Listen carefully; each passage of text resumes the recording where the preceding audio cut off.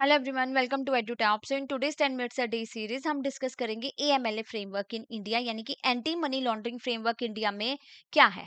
तो ये module A का टॉपिक है। आफ्टर वाचिंग दिस वीडियो आपको क्लियरली पता चल जाएगा इस पर्टिकुलर टॉपिक की इंपॉर्टेंस, कितने डेप्थ में आपको इसको पढ़ना चाहिए और कौन कौन से क्वेश्चन आप एक्सपेक्ट कर सकते हो एग्जाम में। एंड इफ यू टारगेटिंग जैव नवंबर 2025, you should have a fair idea of previous year questions, most important topic and important MCQs, जिसका हमने बहुत ही बढ़िया पीडीएफ डॉक्यूमेंट तैयार किया है। तो ये फ्री ऑफ कॉस्ट है, आप डाउनलोड कर सकते हो डिस्क्रिप्शन बॉक्स में जाके, बिकॉज ये आपकी प्रिपरेशन को और ज्यादा आसान बना देंगे। बिकॉज आपको क्लैरिटी मिल जाएगी, रियल एग्जाम का पैटर्न पता चल जाता है, मोस्ट इंपॉर्टेंट टॉपिक के बारे में। एमसीक्यूज की रेगुलर प्रैक्टिस करने से तो स्पीड और एक्यूरेसी दोनों इंक्रीज होती है।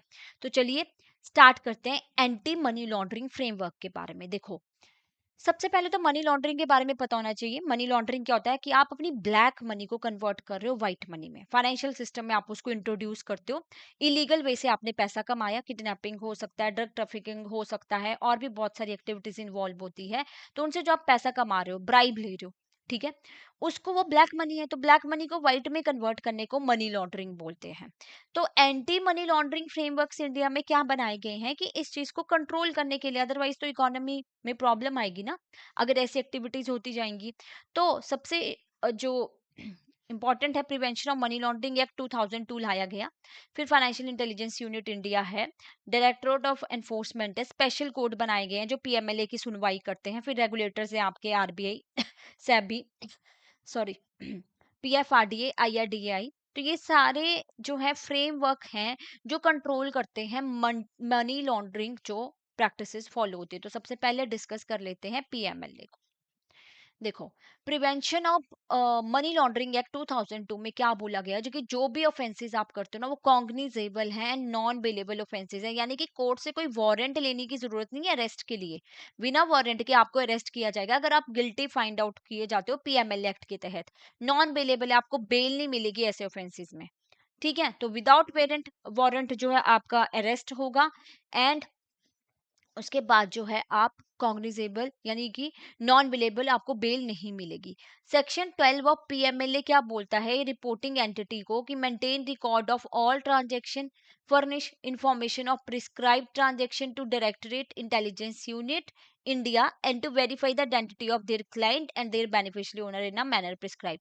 यानी कि सेक्शन 12 के पीएमएल एक्ट में ये बोला गया कि जो रिपोर्टिंग एंटिटीज है यानी कि बैंक है, उनको रिकॉर्ड्स मेंटेन करने, जो भी ट्रांजेक्शन हो रही है उस इंफॉर्मेशन को प्रिस्क्राइब ट्रांजेक्शन के फॉर्मेट में डायरेक्टर को सेंड करना है हमने फाइनेंशियल इंटेलिजेंस यूनिट के, और वेरीफाई करना है कि कौन से आपके क्लाइंट्स और बेनिफिशियरी ओनर्स कौन हैं। पनिशमेंट क्या मिलती है इस एक्ट के तहत, अप 3 ईयर से लेके अप टू 7 ईयर तक, 3 साल से लेके 7 साल तक की पनिशमेंट मिलती है अगर आप गिल्टी फाइंड किए जाते हो as per the gravity of the offence. Fine आपको लगेगा as per the gravity of the offence, तो फाइन भी लगेगा, जेल भी होगी आपको। अगर जो आपका ऑफेंस है that is connected with the offence under the narcotic drugs and psychotropic substance act, तो जो इम्प्रिजनमेंट होती है इट में एक्सटेंड अप टू 10 ईयर। ठीक है, तो आपको 10 ईयर्स तक जो है वो जेल हो सकती है। ऑल राइट, ऑब्जेक्टिव्स क्या है पीएमएलए के, to prevent criminal elements from using the financial system for money laundering activities. कि हमें यहाँ पे कि लोग क्या कर रहे हैं, ब्लैक मनी को कन्वर्ट कर रहे हैं व्हाइट मनी में, फाइनेंशियल सिस्टम में इंट्रोड्यूस कर रहे हैं, और उससे क्या है कि ये दिखा देंगे कि उन्होंने कोई प्रॉपर्टी खरीद ली, व्हाइट कर देंगे उसको। तो हमें प्रिवेंट करना है क्रिमिनल एलिमेंट को जो ब्राइब लेते हैं, इलीगल वे से पैसा कमाते हैं, कि वो हमारे बैंकिंग सिस्टम को यूटिलाइज ना करें मनी लॉन्ड्रिंग एक्टिविटीज के लिए, और ना ही कुछ ऐसा काम करे जिससे देश की इकोनॉमी को क्या हो, खतरा हो। To prevent spread of criminal activity in the society, अगर उनके पास जो उन्होंने वेपन खरीदने हैं पैसा ही नहीं होगा, सिस्टम इंट्रोड्यूस ही नहीं होगा, पेमेंट ही नहीं कर पाएंगे, तो क्या है वो वेपन भी नहीं खरीद पाएंगे। Safeguard the economy from financial crime, economy को बचाना फाइनेंशियल क्राइम से।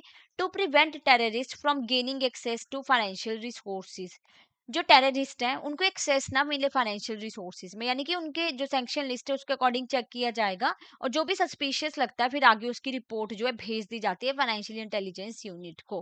राइट, तो ओवरऑल कि हमें मनी लॉन्ड्रिंग प्रैक्टिसेस को कंट्रोल करना है। फाइनेंशियल इंटेलिजेंस यूनिट की अगर बात करें तो ये है unit of India governments department of revenue, जो कि मिनिस्ट्री ऑफ फाइनेंस के अंडर आता है आपका, मिनिस्ट्री ऑफ फाइनेंस। तो ये क्या करता है, गैदर करता है financial intelligence on money laundering offence under the PMLA act. तो पीएमएलए एक्ट के अंडर इनको क्या करना होता है, इनको इंफॉर्मेशन जो है वो भेजी जाती है बैंक की साइड से। कोई भी जो रिपोर्ट होती है सस्पिशियस है, कैश ट्रांजेक्शन रिपोर्ट होगी, सस्पिशियस ट्रांजेक्शन रिपोर्ट होगी, वो रिसीव करते हैं, ये उसको एनालाइज करते हैं और अगर रिक्वायरमेंट पड़ती है तो उसको डिस्ट्रीब्यूट कर देते हैं वाइटल फाइनेंशियल इंफॉर्मेशन को आगे ईडी वगैरह को। ठीक है, ये रेगुलेटरी अथॉरिटीज जो भी होते हैं, इन्होंने जो रिपोर्ट इनके पास आई उनको सस्पिशियस लगा, उनको लगा कि हाँ ये मनी लॉन्ड्रिंग एक्टिविटी हो रही है, सस्पिशियस ट्रांजैक्शन है, फिर उसको एनालाइज किया और वो इंफॉर्मेशन जो आगे पास ऑन कर दी ईडी को। अब ईडी एक्चुअल में क्या है, एक्शन लेगा। एनफोर्समेंट डायरेक्टरेट क्या है, ये लॉ एनफोर्समेंट एजेंसी है, इकोनॉमिक इंटेलिजेंस एजेंसी, जो कि रिस्पॉन्सिबल होती है for enforcing economic law and fighting economic crime in India. Economic crime से फाइट करना इंडिया में, वो एनफोर्समेंट ईडी का काम है। आप आए दिन सुनते आ रहे होंगे ईडी की रेड पड़गी, ईडी ने इतने एसेट्स को फ्रीज कर दिया, ईडी ने अरेस्ट कर लिया, बड़ी सारी जगह पे न्यूज में आता ही जाता ही रहता है, साइबर क्राइम से रिलेटेड कोई भी एक्ट होता है। तो ईडी को पावर दी हुई है, पावर दी हुई है कि आप क्या कर सकते हो, कि आप अरेस्ट कर सकते हो और आप एसेट्स को क्या करोगे, फ्रीज कर सकते हो उस पर्सन के जो गिल्टी पाया गया है। तो ये भी पार्ट है डिपार्टमेंट ऑफ रेवेन्यू का, ministry of finance, government of India. तो फॉरेन एक्सचेंज मैनेजमेंट एक्ट फैमा यानी कि पीएमएलए 2002 और फ्यूजिटिव इकोनॉमिक ऑफेंडर एक्ट 2018 इनको पावर देता है कि ये इस केसेस में जो भी आपके फॉरेन एक्सचेंज से रिलेटेड केसेस इनको मनी लॉन्ड्रिंग के देखने को मिलते हैं, मनी लॉन्ड्रिंग के इंडिया में पीएमएलए जो एक्ट के तहत है। और फ्यूजिटिव इकोनॉमिक ऑफेंडर एक्ट किस लिए बनाया गया, कि जो देश से भाग गए हैं यहाँ पे डिफॉल्ट करके किसी दूसरी कंट्री में, ठीक है, तो उनके लिए एक्ट बनाए गए हैं कि यहाँ पे ईडी को पावर दी जाती है कि वो उनके एसेट्स को फ्रीज कर ले और अरेस्ट करे, राइट। तो इसी के साथ हमारे टॉपिक कंप्लीट होता है। और स्पेशल कोर्ट क्यों बनाए गए हैं, देखो ये ईडी के बारे में तो हमने पढ़ लिया, ईडी ने अपना काम कर लिया, ईडी ने एक्शन ले लिया कि अरेस्ट किया, एसेट्स को फ्रीज कर दिया। अब वो स्पेशल कोर्ट में जाके सुनवाई होती है पीएमएलए एक्ट के तहत कि अगर फाउंड किया गया कि ठीक है गिल्टी था वो पर्सन, तो अब उसको 3 से 7 साल तक की जो जेल हो सकती है और फिर फाइन भी लगेगा। तो वो स्पेशल कोर्ट में प्रूव किया गया कि ये जो है क्राइम हुआ था और इसके तहत जो है ये गिल्टी पाया गया है पर्सन, और उसको फिर सजा सुनवाई जो भी होती है स्पेशल कोर्ट में की जाती है, राइट। तो चलिए अब इस क्वेश्चन का आंसर कीजिए। The financial intelligence unit India function under which ministry, ministry of finance, ministry of corporate affair, ministry of home affair, ministry of law and justice. What is the right answer here, ministry of finance. So I would like to inform you, like अभी बहुत कम time रह गया हमारी जैब की preparation के लिए, तो it's a high time कि आप अपनी प्रिपरेशन जो टाइम से स्टार्ट कर दीजिए। तो how you can access our JAIIB courses, आपको वेबसाइट पे जाना है, जैब कोर्सेज पे क्लिक करना है, you will see here the master course, complete master course, जहाँ पे आपको लाइव क्लासेस मिलते हैं just before the exam, concept classes, concept notes, mock test, and you can get this of this master course with flat 75% off. तो coupon code use कीजिए JAIIB 75, by now पे आप click करते हैं तो आप क्या है कूपन कोड लगाइएगा तो आपको जो है आपकी पेमेंट जो है वहाँ पे प्रोसेस हो जाएगी। और बाकी डिटेल जानी इस कोर्स के रिगार्डिंग तो नो मोर पे आप क्लिक कर सकते हैं। एंड साथ के साथ हमारा ना अगर सिंगल सिंगल मास्टर कोर्स भी आप लेना चाहते हो तो वो भी ले सकते हो। And batch 5 have already launch for the live crash course for November 2025, जहाँ पे लाइव क्लासेस मिलेंगी आपको, concept note, solve previous year questions, आपके chapter wise mock test and full length mock test. यहाँ पे आपको मिल रहा है flat 80% off. Coupon code use कीजिए जैब 80 टू गेट दिस ऑफर।